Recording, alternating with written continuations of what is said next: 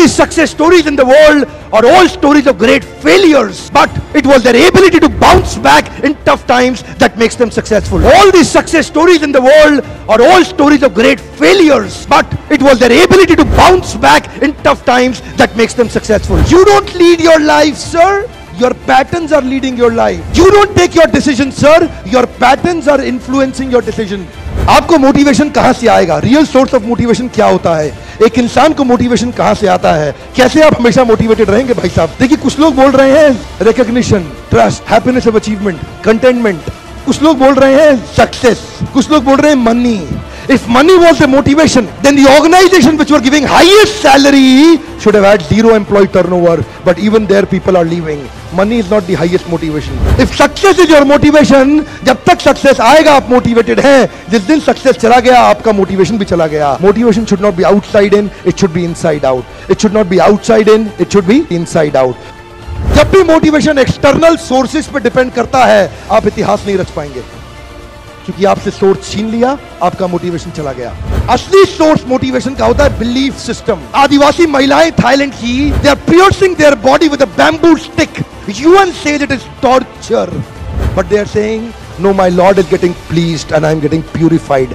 It is their belief system. Eastern India, the ladies are carrying Durga lamination, walking on the firewalk, burning coal.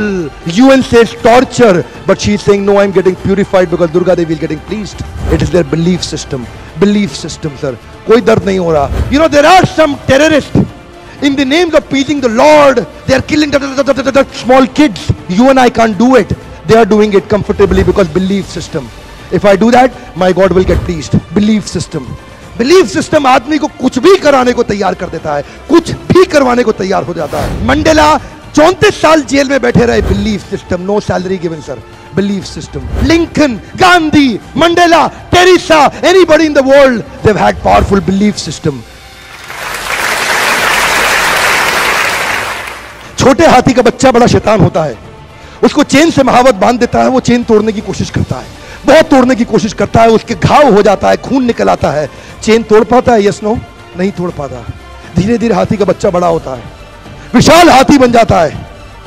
अब उसको jute की रस्सी से बांध दिया, बांस की बल्ली के साथ खड़ा कर दिया। पेड़ नहीं साहब, पांव भी खींचेगा ना तो बल्ली बाहर आ जाएगी, लेकिन वो रस्सी को तोड़ पाता है? Yes no, it is their belief system. आज डॉक्टर इसका इस्तेमाल कर रहे हैं, बोलते हैं भैया राम जी ये दवाई खा लो, 2 दिन में एकदम ठीक हो जाओगे, ये तुम्हारे लिए अमेरिका से मंगाई दवाई है, 2 दिन में ठीक हो जाओगे। राम सोचते हैं अच्छा ऐसा, दवाई खाते हैं, कहते हैं अब तो ठीक होने वाला हूं और 2 दिन में ठीक भी हो जाते हैं।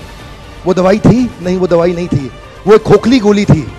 इसको बोलते हैं placebo effect. It is their belief system. ये माइंड इतना पावरफुल है ना, इस माइंड की मदद से ये आदमी, it can break you, it can make you, you can become strongly mental or you can become mentally strong. You can have a hopeless end or you can have an endless hope.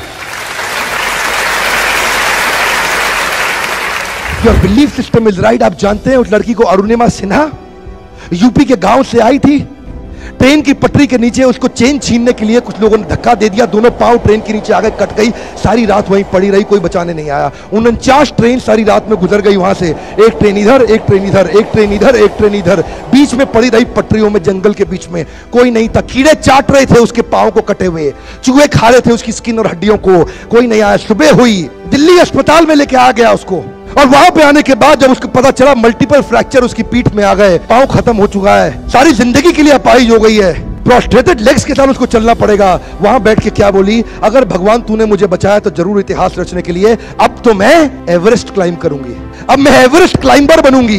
बछेंद्रिय पाल के पास गई, बछेंद्रिय पाल ने क्या कहा, तूने ऐसी अवस्था में Everest climb करने के लिए सोच लिया, तू तो एवरेस्ट क्लाइंब कर चुकी है, अब तो दुनिया को तारीख पता लगना बाकी रह गया है। और जानते हैं, एक एक करके न केवल उसने माउंट एवरेस्ट बल्कि 7 पीक दुनिया की पार कर ली। आज एनडीए गवर्नमेंट में उसको पद्मश्री अवार्ड मिला है। साहब, आदमी विकलांग शरीर से नहीं होता है, मन से होता है। अगर मन से विकलांग हो गया तो हमेशा के लिए विकलांग हो गया।